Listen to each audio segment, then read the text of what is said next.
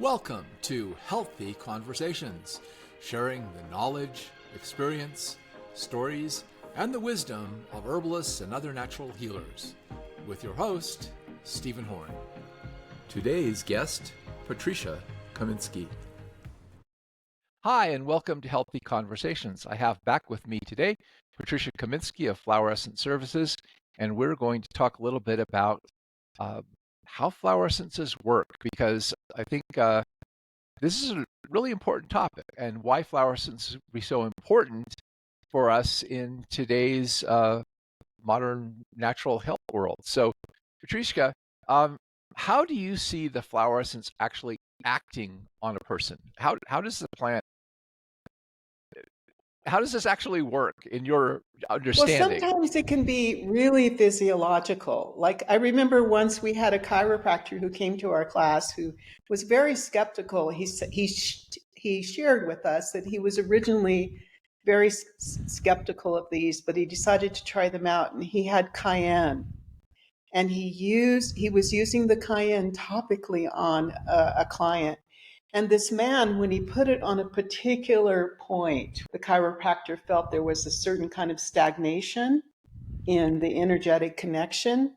This man jumped up off the table and said, "What did you just do to me? I feel like I received an electric shock, like a whole wave of energy came through me." And at the same time, that chronic condition with the cayenne turned around. So I'm giving a quick example, but sometimes we can actually see these remedies work in the physiological system, but also we can see them working in the more what we call the mental field. So let's say that we have somebody, I was recently working with a client who's a young mom, and she has said, "Now, when I have kids, I'm not going to yell at my kids. I am going to be a good mom," because she had a mom that was not so patient and kind.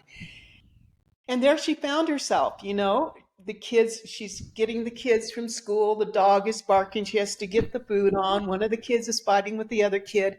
And pretty soon she's yelling. And pretty soon it's every day she's yelling.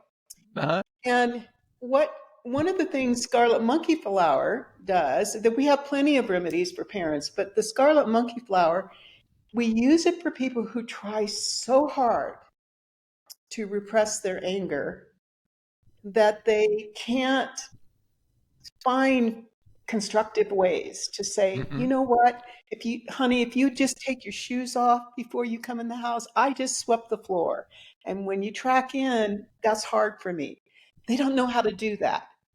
So one of the things with scarlet monkey flower is you learn what is literally called anger management. You learn how to deconstruct the feeling you have and find a communication pattern for it.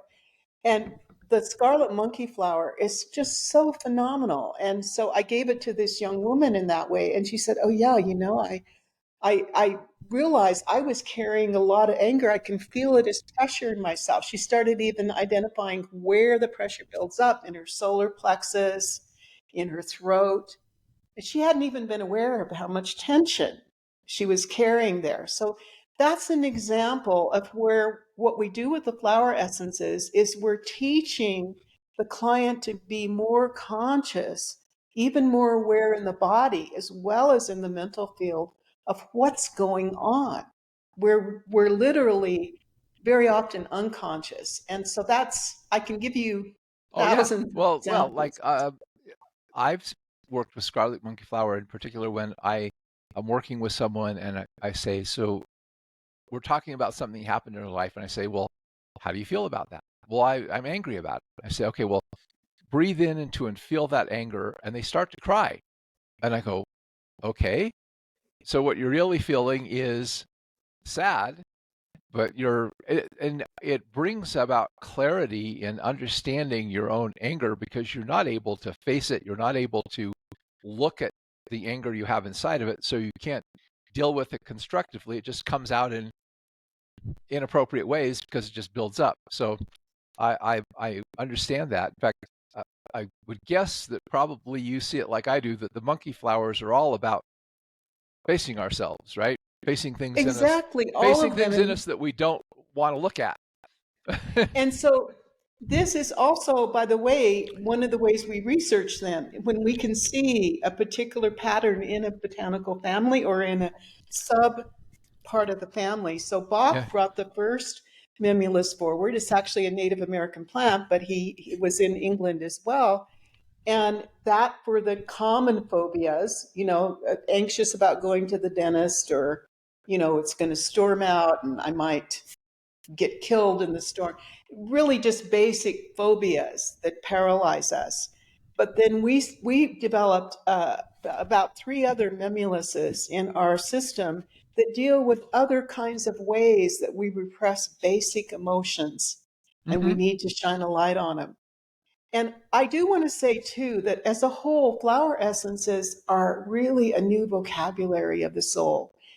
And we are not very articulate as modern human beings, although we may think of ourselves as rather clever and intellectually powerful. And many of us have such a limited vocabulary, such a limited recognition of even how to express what's going on. And so that's part of the pathway of flower essence therapy, is teaching people to have more emotional versatility and ability to articulate and to own and to name and to claim what's going on. Well, what's amazing to me is how a plant. I I kind of got introduced to you through Matthew Wood's book, Seven Herbs, Plants as Teachers. Yeah. And that idea that a plant can teach us something, that taking the flower essence actually teaches something inside of us to cope with something that we previously did not know how to cope with. And what caught my attention is when I read his book, I got a hold of your company and got your little some of your essences and a little booklet. And I looked up yarrow. And yarrow was the first herb I learned to identify. It was the first one I tried to use. It was always kind of like my signature plant, but I didn't know why. And I read in there that yarrow was for people who feel overly responsible for other people's problems, who are trying to fix it and solve it for them, and blah, blah, blah. We don't have a healthy boundary of what is our responsibility, what is someone else's responsibility. So, as Matthew says, it's for the wounded warrior and the wounded healer. So I remember I took yarrow flower essence and I took it for 3 days, and I have never, ever since then, ever felt responsible for somebody else's problems. I don't know how 3 days, something I had a habit of for all my life, suddenly shifted. And when I had a client coming to me, I could be empathetic. I could understand their problems, but they were responsible for working on it, not me. I didn't have to rescue them. And that is just miraculous to me. Well, and can I quickly share my experience? It was pretty dramatic. Oh, yeah? With pink yarrow. Pink yarrow, yes. We have different colors because people do the merging in different chakras. Right. But I am more of a pink yarrow. And had I had this remedy as a child, I would have been so much more able to enjoy my childhood. But let me just tell you very quickly what happened. When I first met Richard, I was helping a woman here as part of my way to earn money. I was helping her because she had a very difficult pregnancy with a lot of medical complications. So I was kind of the person that helped around the edges in the household. And I promised her that I would be there for her birth. She was doing a home birth despite all the challenges. And I said, I will be there. Now, this is before the age of the cell phone. So I was about an hour away, and she went into labor early, about a month early. And I literally fell over, doubled over, and started bleeding. And that's not in my reproductive behavior. I don't do that. And I was in such pain. And Richard happened to have the flower essences with him. So he tested me kinesiologically because we had no idea what was going on. And I tested for only one remedy, pink yarrow. And the minute he gave me that remedy, I immediately stopped. And remember that on the herbal level, because I think you had asked about this, on the herbal level, the yarrow does stop bleeding. Yes, it It's one does. of those that's used for hemorrhaging, for example. But here we're talking about psychic bleeding, which also became physical. Mm. Now, this was before the age of the cell phone. When I got back, I found out that the woman that I was helping was in labor. So this is the thing that I was so embedded in her psyche that I took on dysfunctionally. There's nothing functional or good about it. I dysfunctionally took on her labor pains as a way of identifying with her. That doesn't help her. And so pink yarrow, for instance, is huge because there are so many people. Animals do this. They take on their caretakers' cancer, their caretakers' anxiety. Children do this. Sensitives do this. They bleed and they don't know what the boundary is. So the yarrows are huge. Yeah, they are. They're a huge. I had a friend who she would wake up with a sore throat or a headache or something, and she would call all her family members to find out who had that symptom that day because Yeah, I've done that too. she was that sensitive. So I often use a simple combination of yarrow and pink yarrow and give it to people who have this problem, so it works on kind of the mental and the emotional level. And one time I had a friend who was a hairdresser, and she came into my office. Her office was across the street, and she said, I I am working on women's hair, and all day long they're talking about the problems with their children, the problems with their husbands, the problems. And by the end of the day, I am so depressed because I'm walking home with all these people's problems. And I said, I know just what for you. I mixed up the yarrow and pink yarrow, gave it to her. 3 days later, she pops into my office and says, it works. She says, I can listen to their problems, and when they walk out the door, their problems walk out with them. That is so good. Yeah, we use the pink arrow as one of the big ones for therapists in general Yeah, I when they think complain of being so tired. And remember too, see the blood, this bleeding, when it's yes. happening psychically, it's kind of, I call it a psychic anemia. Mm-hmm. So it's just as when our blood doesn't have enough vitality, enough of its own force, that is also true psychically. And this, by the way, gives you a good example of your question. How do we begin to imagine these plants and discover their healing qualities? One can study about the yarrows and see their remarkable use as herbs, and then learn to see that at another level. So Yes. I often say the pink yarrow is for psychic anemia. Mm. That's an interesting way And to put we it. need to revivify our own blood. The blood is the carrier, in a sense, of our I, of our own identity. Mm. And I think that's one of the things about working with plants in this way is you start to see these amazing connections between the physical and the mental, emotional, and spiritual. That we really are um, complex mixtures of all this stuff that's going on in us, and you can't just work on the physical body without working on the mind and what's going on in a person's emotions and what's happening basically in their soul.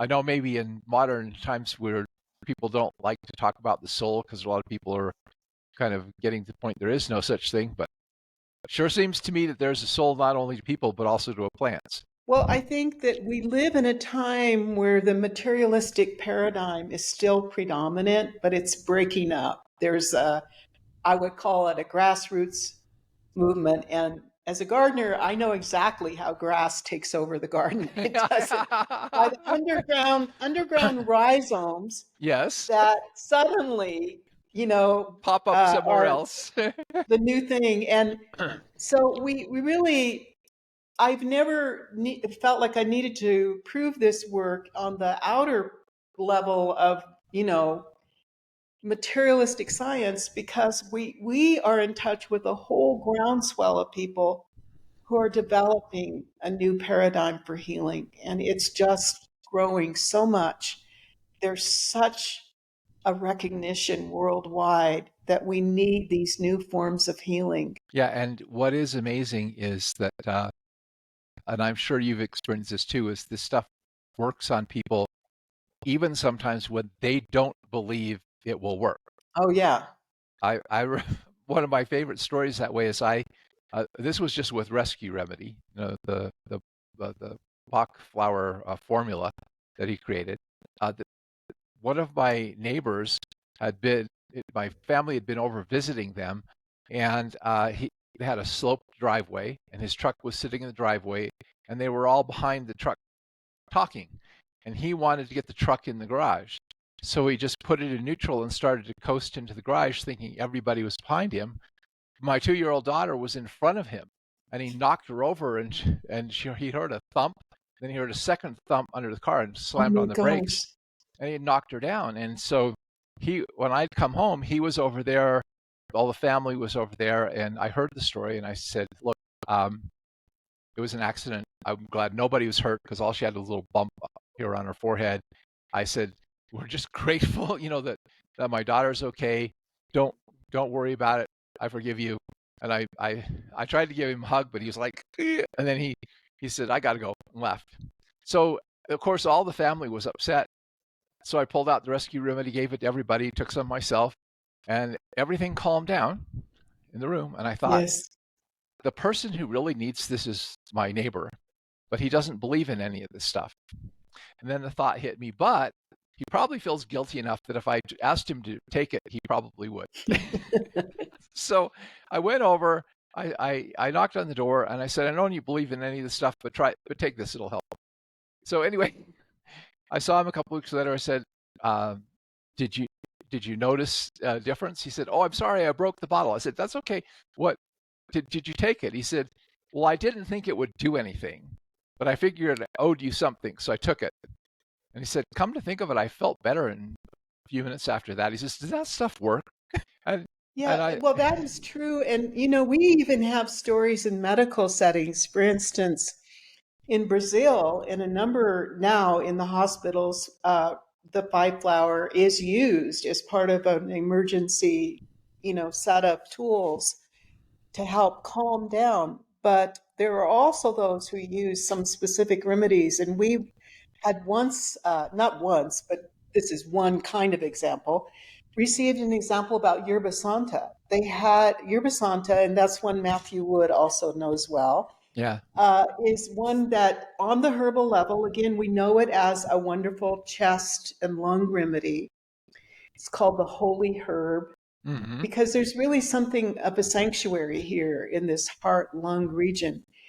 But as well, this was a man who was suffering from a pulmonary condition and was in the hospital, and they gave him the yerba santa, and they saw, I mean, the people were just amazed because a number of these instruments by which they were measuring his breathing and such all changed. And that was remarkable because there was no other intervention. But what happened is this man continued to take the yerba santa and accessed a point of grief in his life. And that was the place where a lot of his physiological problems started. And so this is one of the ways, by the way, that we heal with the flowers is I'll take a long inventory of the person if they have a chronic condition. And usually I'll find within a year, sometimes it's a year and a half, sometimes much quicker than that, where there's been a traumatic incident of somebody lost, a divorce in the family, a house burned down, a traumatic incident that was the beginning of a particular disease. Mm-hmm. So we actually have people who had like in this hospital, they had no understanding of flower essence. They didn't even know, but they saw the Yeah. difference in this client. That's one thing I've often asked people is, when did this start? And then, okay, it started 2 years ago or so forth. And then I'll say, okay, was there any significant thing that happened into your life in the 3 to 6 months before this took place? And it's interesting how many times someone will tell me some traumatic event that they had that just perfectly explains how that triggered a stress process in them that led them to start becoming ill. And I think that's an important question people who are trying to help other people heal should ask is, When did this Yes. start, and what was happening in your life right before that started? Because it can be very revealing as to what the source of the problem Yeah, is. you know, psychotherapy had just started developing at the time Bach developed his work, but it wasn't so developed.